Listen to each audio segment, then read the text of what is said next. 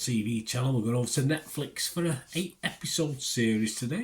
Yes, this is a quirky one. Shot in black and white. There you go. So if you don't like black and white films, it is a modern one. Don't worry about that. But if you don't like black and white stuff, yeah, don't worry. It sort of makes up for it in other ways. But yeah, it won't be everyone's cup of tea, this. But we'll talk about it anyway.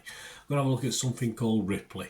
Please, if you're new to the channel, push that subscribe button, push the bell notifications, everything. Film and TV, series reviews like this, film reviews, information vlogs, lots of different things on the channel. You will see some stuff also on my football team, Manchester City. So if that's of any interest, or you know someone who might be interested, if you're not, please point them in my direction.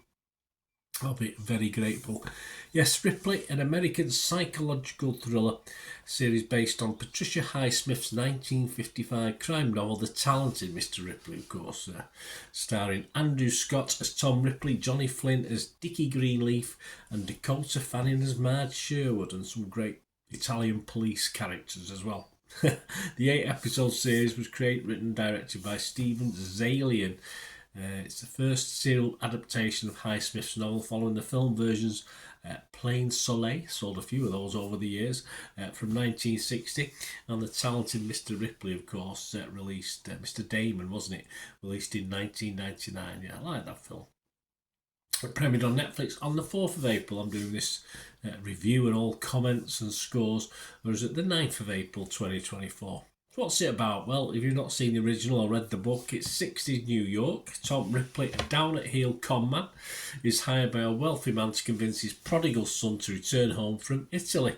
But Tom's introduction to Dickie Greenleaf's comfortable and leisurely life abroad is the first step into a complex life of deceit, fraud and murder. Yes, I do like Italy. It's one of my favourite countries. Right, my little thoughts on this. There's a great feel to this, certainly atmospheric, for which the black and white helps for me. As I said, it won't appeal to everybody. There's some fairly soulless portrayals of characters. They're not. It just feels as though you need to sort of wind them up sometimes to get them going. But of course, Andrew Scott's Ripley character is sort of colourful in himself, even though again he's quite bland at times. And I think that colourful character stands out in the black and white. It's as simple as that. The Italian police, we do see in this a couple of detectives, and certainly one detective in the main, very entertaining to watch in their own way.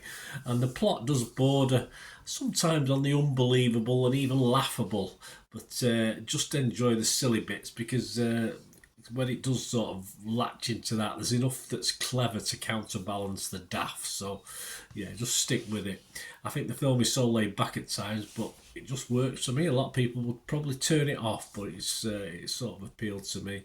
And of course, many would be, I think, put off by this the slow pace of the film and the black and white. So there's two things you might not like. But for me, it's something different. It's a modern day film noir, if you like. And I just thought it was very good and entertaining. I do hope there's a series 2 as well for this. So there you go. My scores would be fresh on Rotten Tomatoes, positive on Metacritic, and I'm going to give this a healthy 7.5 out of 10. But am I on my own? Have I been conned by this? Am I the only one who likes it? Well, let's have a look. Rotten Tomatoes, 86% positivity, so that's good. 80 critics reviews come up with that total. The consensus says, bathed in opulent black and white with reptilian Andrew Scott, he is, holding the screen hostage, he does. Stephen Zalian's sumptuous reinterpretation of Ripley draws fresh blood from Patricia Highsmith's insidious social climber. There you go. So yeah, it does. More to come, please. On Metacritic, the series holds an average of 75 out of 100 based on 39 critics. 30 were positive, 7 were mixed, but there's a couple of negatives. John Nugent from Empire scored this 80. He said, a picturesque portrait of a serial killer. This is less romance with a sting in its tail than its pure sting. Its gloomy tone won't suit everyone. It doesn't.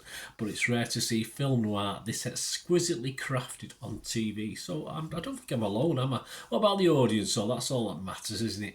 Rotten Tomatoes audience, 79% positivity. All well and good.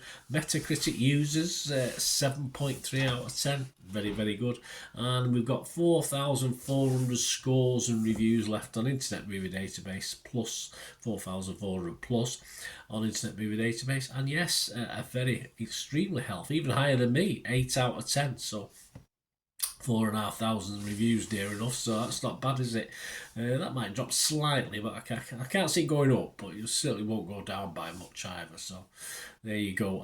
Not just me that likes it, then a lot of people are liking this, but there's a bit of negativity. There's quite a few people just don't like the pace, just don't like the style, so it's totally understandable if you don't like it. But let me know what you think anyway, guys. It'd be great to hear your thoughts on this series, which, yes, I was looking forward to it and I wasn't disappointed. Thanks for watching, guys. Until we meet again, and that's one thing you don't want to please. Stay safe, everyone. Bye for now.